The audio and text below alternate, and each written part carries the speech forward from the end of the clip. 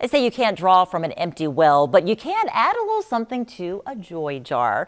Author and blogger Caitlin Skaggs is here for our first Morning Motivations of 2025. Good morning, Caitlin, and Happy New Year. We can still say that, right? Absolutely. We're only 10 days in. Exactly. It's still New Year. And I love the idea of a joy jar. We were emailing back and forth, and you brought in two. Appreciate that very much. But yeah, this is a good sized jar. So we're thinking about a lot of joyful things for the new year. So tell me kind of how you came up with this idea. Yeah, well, part of it was actually just scrolling through social media and seeing it saturated with New Year's resolutions and health tips and all the things. And then I saw someone post about just making an intention to keep track of joyful and happy and positive things throughout the year. And I felt like that was something that I could get behind, that we could get behind. Absolutely. So I sent it on to Kimberly, and that's where the joy jar idea emerged. Right, because, you know, here we are January 10th, and a lot of those New Year's resolutions have already fallen by the wayside. But this is, you know, more intentions. This is more celebrating the great moments that we have, and a really fun, and, you know, this is something we can touch, that we can see every single day. So this is Happy Little Things. I love the label too, super cute. So talk about some things that we would put inside a joy jar.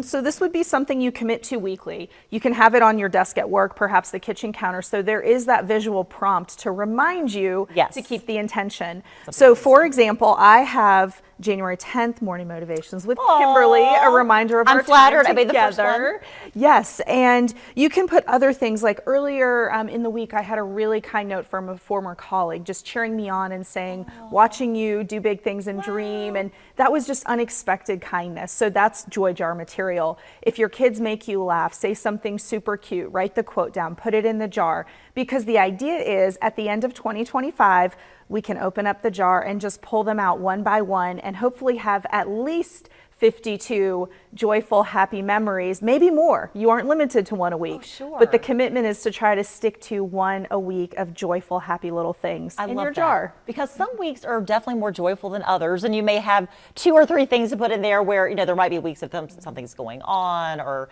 you know, there's some kind of, you know, drama or something, or sickness, or, you know, we all go through tough times during the course of the year.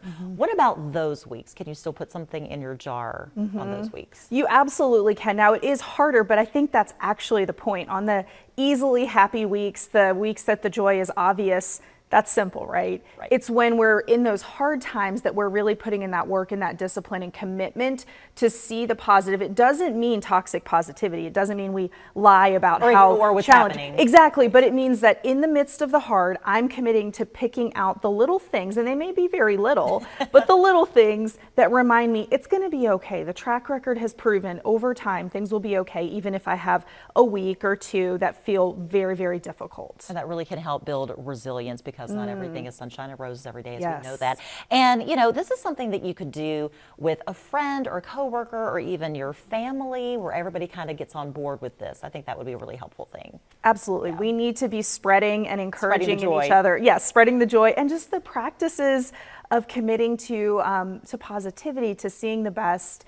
And when we do that, it becomes more of a movement. It's not just about us, it's about all of us. And you're holding each other accountable, not just for going to the gym and doing that workout, but actually, you know, honoring those little moments. And it can just be, you know, the tiniest things that we definitely need to remember, because that's what makes up life, all those moments. The little moments roll into the big moments. Absolutely. All right. Well, Caitlin, thank you so much for coming in today. Love the joy jar idea. You'll find this entire segment on our website, on our morning page. Also, we'll include a link to Caitlin's website and blog for more inspiration to start off 2025 on a good note. Well, stay with us. We'll be right back after this break.